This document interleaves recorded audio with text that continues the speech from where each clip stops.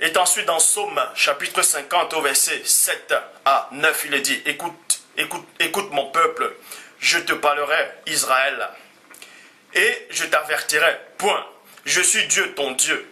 Ce n'est pas pour tes sacrifices que je te fais des reproches.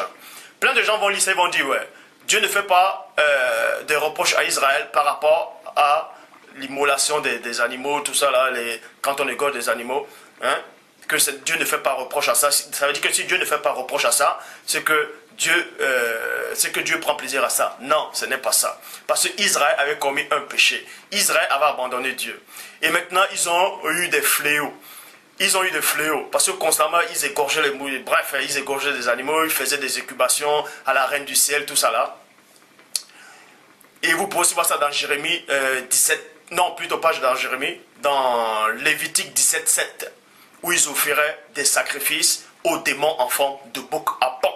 Dans d'autres versions, on parle des satyres. Dans d'autres versions, on dit le démon en forme de bouc, on dit des démons, on dit des idoles. Ça dépend des traductions des Bibles.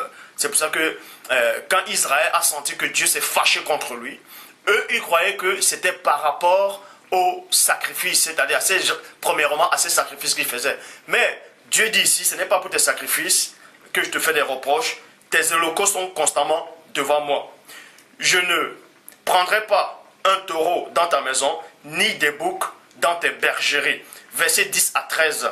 Car tous les animaux des forêts sont à moi. Toutes les bêtes des montagnes, par milliers. Je connais tous les oiseaux des montagnes. Et tout ce qui se meut dans les champs m'appartiennent. M'appartient, virgule. Si j'avais faim, virgule. Dieu vous dit ici que s'il avait faim, ça veut dire que Dieu n'a pas faim. Dieu ne mange pas. Dieu n'a pas besoin de ça. Il est au-delà de cette condition-là. Si j'avais faim, je ne te le dirais pas. Car le monde est à moi et tout ce qui se renferme. Est-ce que je mange la chair des taureaux? Est-ce que je mange la chair des taureaux? Dieu vous dit ici, est-ce qu'il mange la chair des taureaux? Est-ce que je bois le sang des boucs? Est-ce que je bois le sang des boucs?